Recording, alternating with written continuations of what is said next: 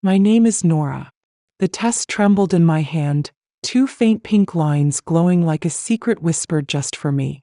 After 2 years of trying, of whispered hopes and silent tears in the bathroom each month, it had happened. I was pregnant. I pressed the stick to my chest, a shaky breath escaping, the baby a tiny, quiet promise growing inside me. In the dining room, the late summer sun poured through the windows, casting golden streaks across the table I'd spent hours decorating. My fingers moved on instinct, adjusting the white lace tablecloth, fluffing crimson napkins, checking the lamb roast for the 6th time. Today was my father-in-law's 65th birthday, and every corner of the house buzzed with celebration. Balloons bobbed, candles flickered, and I had my own joy simmering beneath it all. I pictured James taking my hands, his dark eyes widening, spinning me in a laugh-filled dance. He'd grin, maybe tear up, kiss my belly, say, "We need a nursery now." We'd dream of names. Maybe Lily, maybe Sam, paint the spare room, build a future for this unseen love. I heard his voice before I saw him. "Nora, you in there?" "Kitchen," I called, tucking the test into my skirt pocket, my voice too eager, too light. James stepped in, his black shirt accentuating his broad shoulders, hazel eyes catching the sunlight. He kissed my cheek, whistling at the spread. "Dad's gonna love this. 65's a milestone." I smoothed the cloth, nerves fluttering. "Not as big as my news," I teased. He leaned close, whispering, "Spill it later when it's just us." I smiled, shy but hopeful. "Deal." The doorbell chimed, shattering the moment. The guests arrived. James's sister Claire with her twins, his parents Tom and Margaret, a few old friends. The house filled with laughter, clinking glasses, the aroma of rosemary and roasted meat weaving through the air like a warm memory. "Nora, how do you do it?" Claire asked, admiring the table. "Incredible," Tom added, handing me a bottle of red wine. I nodded, passing plates, refilling drinks, my hand brushing my stomach silently. "You're already loved," I whispered to the life within. James played the perfect host. Charming, quick with a joke about a fishing trip gone wrong, the room erupting in laughter. I watched from the doorway, heart swelling. He looked so alive, so mine, the clink of glasses and cake sent a perfect bubble. I wanted to freeze it, to hold this before it cracked. But that came later. For now, I was Nora Hayes, wife, hostess, mother-to-be, oblivious to the shift ahead. It started with Margaret's question over dessert. "Where's James?" she asked, scanning the room. I looked up from the coffee tray, realizing he'd vanished. "Maybe a call?" I offered, my voice distant. Claire piped up, "Probably in his study. Still hoards work files there." I nodded, excusing myself, wiping my hands as I headed down the hall. My pulse quickened, but I brushed it off. Client call, nothing more. The study door was ajar, a sliver of lamplight spilling out. I raised a hand to knock, then froze. His voice drifted through, low, intimate, unlike the tone he used with me. "I know, I hate it too," he murmured, a soft laugh following. "But what can I do? The house is packed." I didn't breathe. "I can't just leave. It's Dad's birthday. Bad optics." A pause, then, "No, she doesn't suspect. Nora buys everything I say. Like clockwork." My stomach twisted, ice spreading. He went on, "I'll tell her soon. Let the party fade. Say we drifted, no one's fault." The usual exit. I staggered back, hand to my chest. "She still thinks we're having a kid," he chuckled, cruel. "Poor thing's probably picking names." The warmth in me curdled. "She's sweet but soft. She'll cry, let go eventually." I backed away, the door burning, the hallway tilting. I barely reached our bedroom before tears hit. Silent, wild, choking. I gripped the dresser, gasping, betrayal a flood. How long had it been? Months? Laura, her name from a text, the perfume on his jacket I'd excused as a coworker's hug. The dots connected. Late nights, unexplained trips, his phone glued to his side. I'd ignored it, trusting his stress excuse. Now the test in my pocket pressed against me, those pink lines a cruel irony. How do I tell him now? How do I say we're parents to a man plotting my exit? His laughter echoed from the hall, glasses clinked, cakes sliced, life moving while mine split. I washed my face, biting back a scream, forcing a smile in the mirror. Back in the living room, James reappeared, charming as ever. His arm brushed mine. You good? I nodded, lit. That night, after guests left, he sprawled on the couch, tie loose. Come here, he patted beside him. I sat, legs shaking. What's the news? He asked, smiling, that mask I'd loved. I touched my empty pocket. Tomorrow, I said, exhausted. He shrugged, humming off to bed. Alone, surrounded by wine glasses and napkins, I knew the celebration was awake. The house felt hollow that night, the hum of the dishwasher a faint echo against the silence that settled after the last guest left. The kitchen table, once alive with laughter and clinking glasses, now stood bare, the crimson napkins crumpled and discarded, a stark reminder of the celebration that had turned into a wake. The weight of James's words from the study pressed on me like a stone, each syllable replaying. His laugh, his plans with Laura, the cruel dismissal of my dreams. The pregnancy test, hidden under the sink, mocked me with its pink lines, a joy transformed into a bitter secret. You broke my trust, but I built my strength, I whispered, the words a fragile shield as I traced the edge of the cold teacup, its contents untouched. The air carried the faint scent of roasted lamb, now a ghost of the evening's warmth, and I sat alone, my heart a battlefield of shock, anger, and a budding resolve to reclaim my life. I didn't sleep. Lying beside James, his steady breathing a betrayal that filled the room, I replayed every moment, his tenderness at the table, the way he'd kissed my cheek, all a mask for the plot he'd woven. The late nights he'd called work, the cologne I'd excused as a coworker's hug, the phone he'd clutched like a lifeline, signs I'd buried under love, now glaringly clear. Dawn crept through the curtains, pale and unforgiving, and I rose, driven by a need to move. I cleaned on autopilot, scrubbing counters that didn't need it, rearranging spice jars with trembling hands, wiping the microwave's interior 3 times, motioned to hold the panic at bay, to keep the tears from spilling again. James left for his usual run, earbuds in, whistling a tune, oblivious to the storm brewing within me, and I seized the moment. His phone, unlocked with our anniversary code, a bitter irony, revealed the truth in seconds. No name, just a number, but the messages cut deep. Missed you last night. When's this over? She won't see it coming. Photos followed. Laura in a green dress at a restaurant I didn't know. Another on our patio with the wind chimes I'd hung last spring. A violation of my sanctuary. Nausea hit and I stumbled to the bathroom, collapsing on the cold tile, tears mixing with bile. This wasn't morning sickness. It was the sting of betrayal, a wound I couldn't bandage. I couldn't carry it alone. My fingers hovered over my phone, hesitating before I texted Sophie, my rock since nursing school. Meet me. Urgent. She replied instantly, same cafe, 11 o'clock. I sat in the back corner, tea cooling in my hands, words tangled like knots. She arrived, denim jacket slipping, her brown eyes narrowing at my pale face. Nora, what's wrong? I shook my head, then poured it out. James's call behind the study door, the texts, the photos, the test hidden away. I didn't cry at the party. I smiled, served cake. Last night I lay awake, wishing I was someone else. Sophie listened, her gaze darkening with each word, her mouth tightening. When I stopped, throat dry and hands shaking, she leaned in. That bastard. A cracked laugh escaped me, sharp and aching, the first release in hours. Why didn't you see it? She asked, her hand covering mine. I didn't want to. Trusted him too much. She paused, then confessed. Saw him with her last month at the park.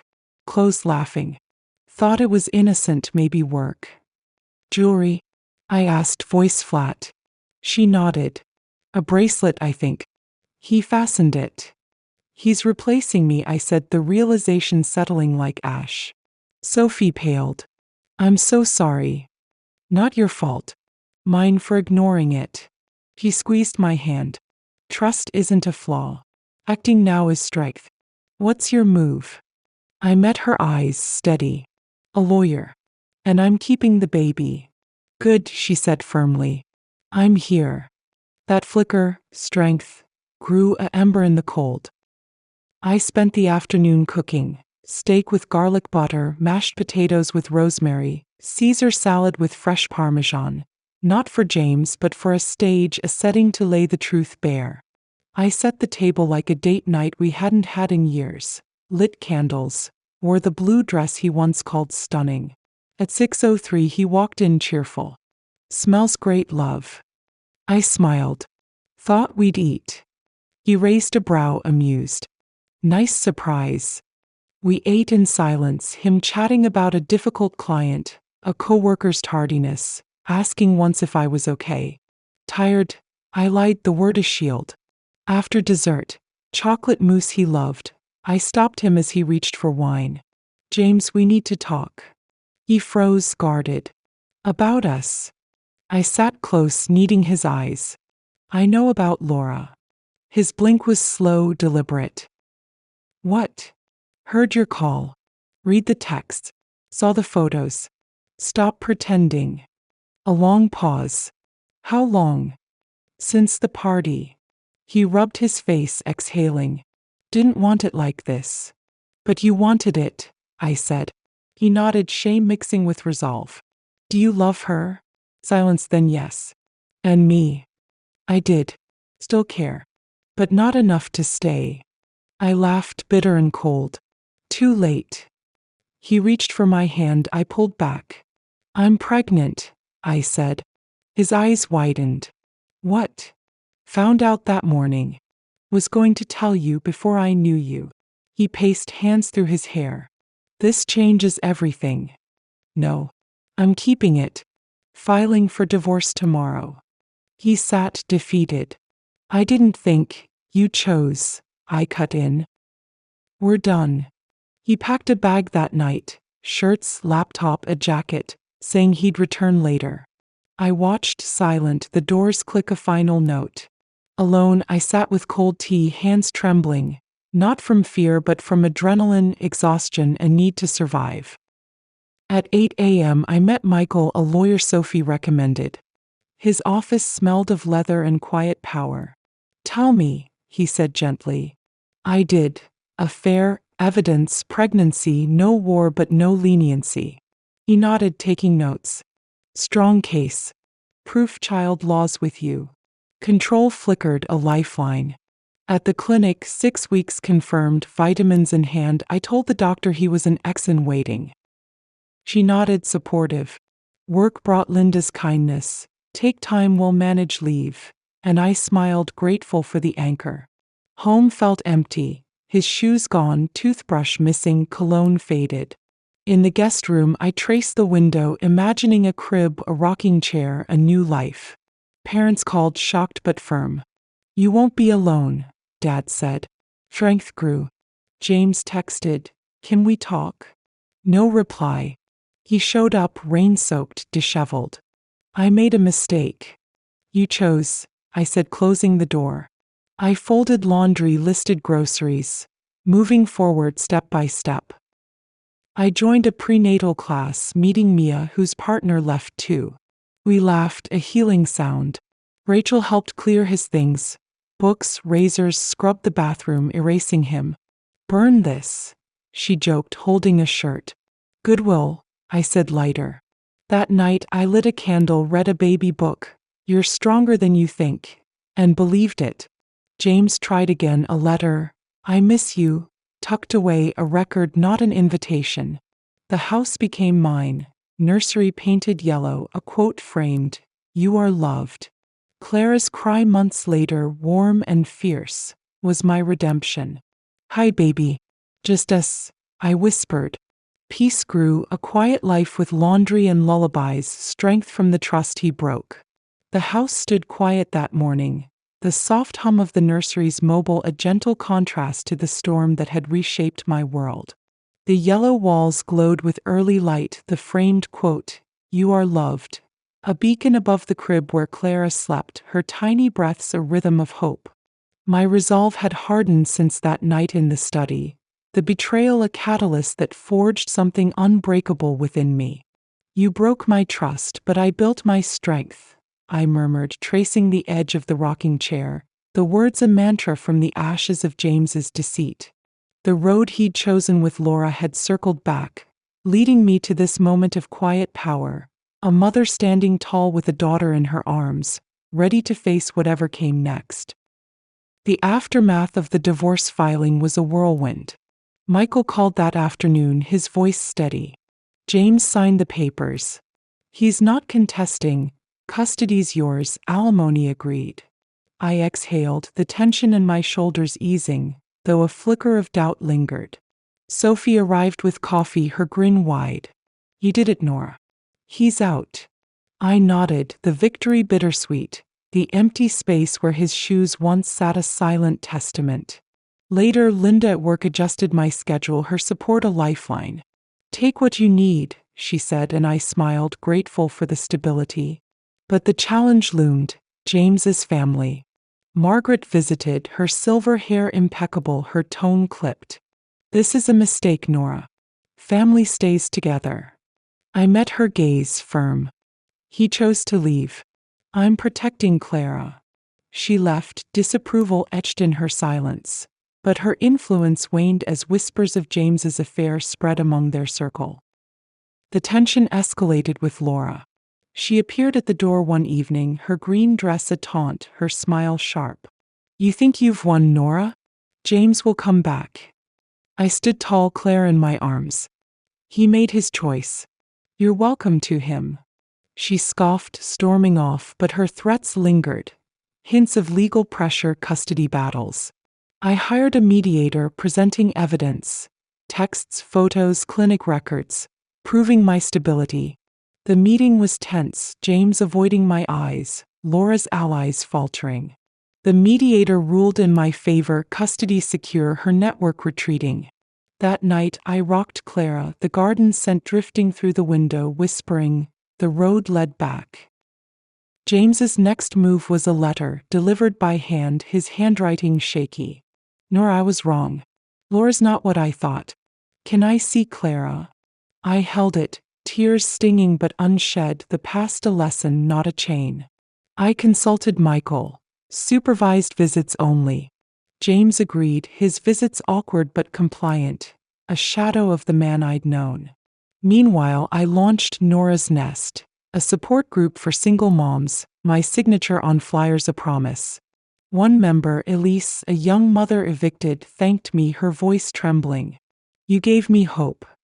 I framed her note, a reward. Clara's first smile, gummy and bright, lit my days, her coo's a melody of healing.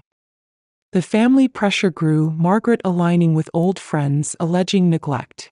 I stood firm, gathering testimonials. Sophie, Linda, Elise, presenting them at a community hearing. The room buzzed, air thick. "Nora's a devoted mother," Sophie testified, her voice clear. The panel nodded, Margaret's allies silenced, her influence crumbling. The crowd applauded, my name tied to resilience. That night, on the porch, Clara in my lap, the stars a canopy, I felt peace settle. Weeks passed, the house a sanctuary, nursery toys scattered, garden blooming, Sophie's visits a joy. I wrote, submitting stories to a local paper, one published, then another, a writing nook born beside Clara's playmat. He kicked, smiling at my words, a bond growing. One afternoon, sorting files, I found James's letter, a mirror to my journey. I kept it unframed, a reminder. Margaret's calls ceased, her defeat quiet. I joined a parenting class, meeting Tara, whose husband left too. We laughed, a sound of survival. Clara's first steps came, wobbly but determined, mirroring my own rise. James visited, his remorse genuine but distant. "I'm sorry," he said. I nodded. "Help at Nora's Nest," I offered. He volunteered a tentative step. My parents visited, Dad holding Clara like glass, Mom's tears amending. "We're here," she whispered. Strength deepened. Elisa's story inspired a fundraiser, her recovery shared, the community rallying. I stood at the window, Clara on my hip, the garden my legacy, the system mine. Months later, we took a park trip, Clara toddling, leaves crunching. "Think we'll go back?" I mused. "Never," I said. "This is better." She giggled and I held her tight. The road had led back, a life of strength from the trust he broke.